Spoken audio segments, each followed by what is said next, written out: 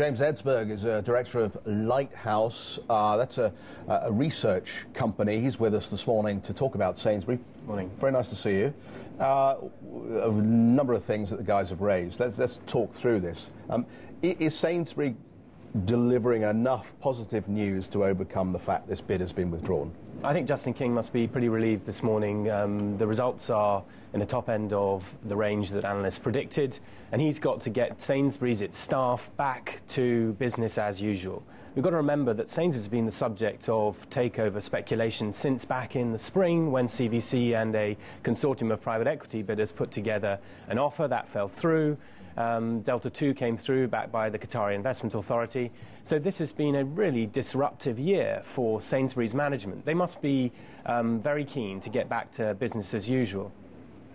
I'm sure, but the question for the investor is, does this still look like a business I want to own at this price?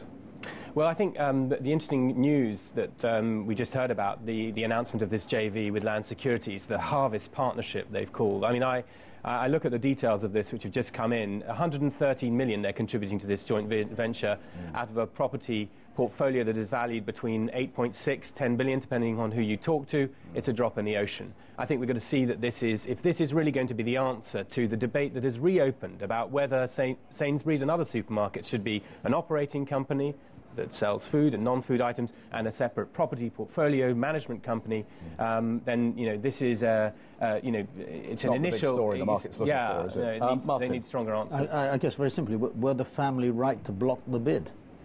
Great question. I think there are many people out there who would say that they prevented shareholders from being able to consider a bid fully. There are a lot of people who are very sore about Sainsbury's. Robert Chengiz, Delta 2, sitting on a large chunk of shares, hedge funds and various other institutions took a punt on it, which didn't pay off. Then there are all the advisors who've had 2 failed bids go through. Sainsbury's is not going to be a happy name for people come Christmas and bonus time and the like. CVC must be ruining making a condition with their bid that family approval.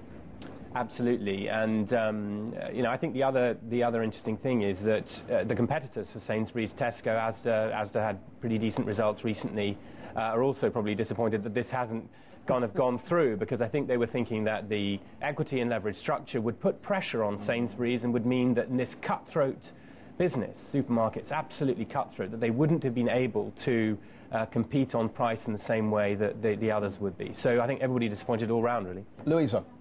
Good morning, James. Yes, it is a drop in the ocean, but maybe it also indicates this morning that Sainsbury's, they're willing to at least think twice about extracting value from this property portfolio. How much more activity do you think we'll see in terms of the property portfolio here within the near-term future? And do you think other bidders are out there standing by? I think they have to come forward with a plan B, and maybe this is the first shot in that. But they need to answer this question about how they release value for those people who see the property portfolio, which was strong, but as we know, commercial property is actually shrinking in value. So the clock is ticking on this, and they need to be very clear about whether they release value. Let's see if this Harvest Partnership with Land Securities assuages the answers that many people are continuing to ask about that. Martin. James, where do you think we're left now with the Qataris and with Mr. Cengiz with respect to their shareholdings? It's a tight float now. Are they going to stay long-term? I think what this shows is that those bids that are backed by sovereign funds need to be very well advised and very cautious and careful about bidding for blue chip assets.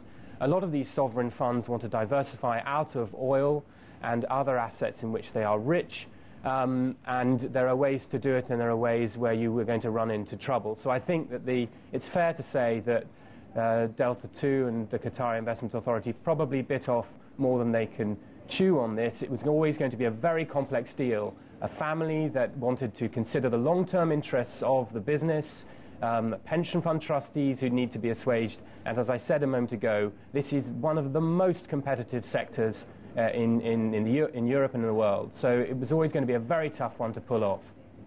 Very nice to see you this morning. Thank you for helping us understand the story. James Edsberg joining us from Lighthouse.